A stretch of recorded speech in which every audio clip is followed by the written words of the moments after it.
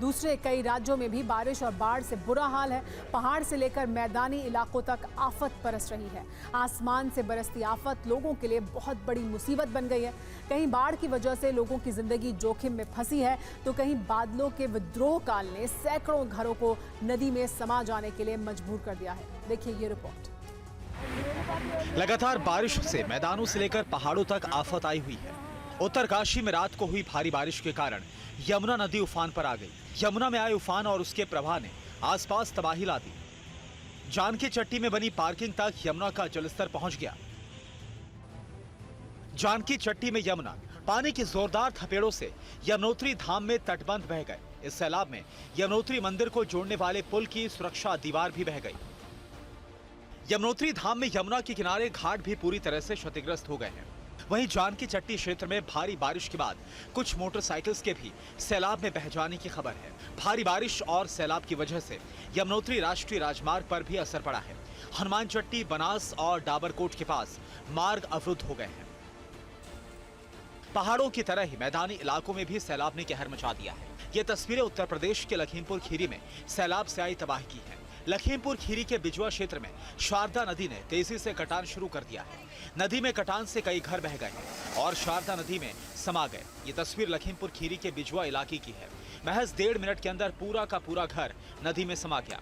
शारदा नदी के कटान से करसौर ग्राम पंचायत के मजरा नयापुरवा में भी 4 मकान नदी में समा गए। पिछले साल भी इस इलाके के आधे से ज्यादा गांव बाढ़ और नदी की कटान की चपेट में आ गए थे। लखीमपुर खीरी का ये दूसरा वीडियो देखिए।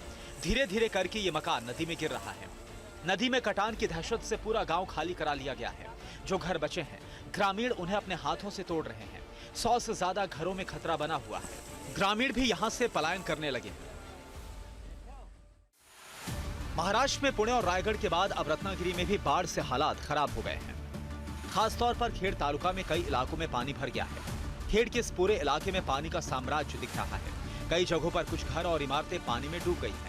एनडीआरएफ की टीम रत्नागिरी में डिप्लॉय कर दी गई है, जिससे लोगों को सुरक्षित स्थानों पर पहुंचाया जा सके। ये तस्वीरें रायगढ़ जिले के उल्हास नदी की है, जहां पर एक युवक का पैर फिसल गया और वो नदी के तेज बहाव की चपेट में आ गया।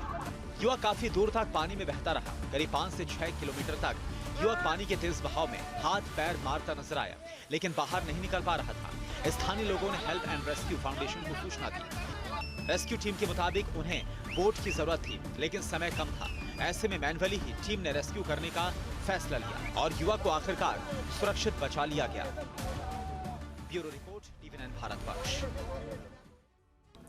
आपको महाराष्ट्र के रायगढ़ से रेस्क्यू की तस्वीर दिखाते हैं, जहां फंसे हुए लोगों को कोस्ट गार्ड ने रेस्क्यू कर सुरक्षित जगह पर पहुंचाया।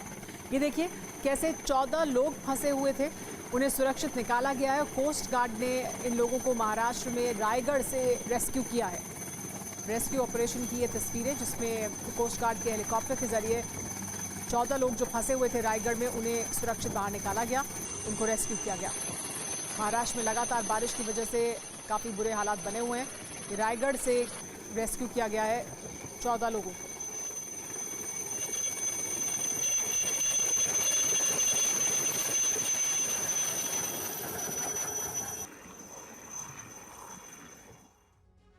और आइए अब आपको पुणे में लैंडस्लाइड की तस्वीर भी दिखाते हैं, जहां एक विला लैंडस्लाइड की चपेट में आ गया है।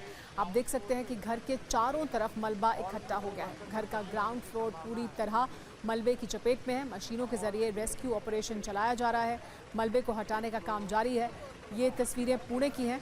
यहाँ पर एक पूरा का पूरा विला लैंडस्लाइड की वजह से उसकी चपेट में आ गया और उसका एक फ्लोर पूरी तरह से इस लैंडस्लाइड की चपेट में आने के बाद दब गया। घर के चारों तरफ मलबा इकट्ठा है और उसे मशीनों के जरिए हटाया जा रहा है।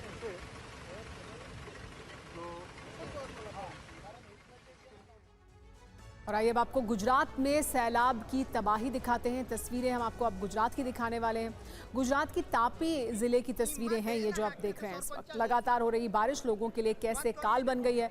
घरों में कैसे पानी भरा है। दुकान भी पूरी तरह से डूब चुकी हैं।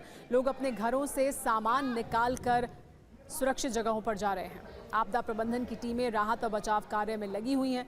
रस्सियों के सहारे रेस्क्यू ऑपरेशन किया जा रहा है। लोगों को सुरक्षित जगहों पर पहुंचाया जा रहा है क्योंकि उनके घरों में पानी घुस चुका है। और आइए अब आपको गुजरात के वडोदरा के हाल दिखाते हैं। जो तस्वीरें आप देख रहे हैं गुजरात के वडोदरा की हैं। बाढ़ के पानी से लोग बेहाल हैं। रिहायशी इलाकों में पानी भर गया है। लोगों को घरों से निकलने में परेशानी हो रही है। ये पूरा इलाका पानी में डूब चुका है। बचाव कर्मी लोगों का रेस्क्यू कर उन्हें सुरक्षित जगहों पर पहुंचा रहे हैं। देखिए किस तरह से गलियों में, घरों में पानी घुसा हुआ है। ये वडोदरा की तस्वीरें और यहाँ पर रेस्क्यू किस तरह से किया जा रहा है। आपदा प्रबंधन के लोग कैसे यहाँ पर जुटे हुए हैं वो तस्वीरें भी आप देख सकते हैं।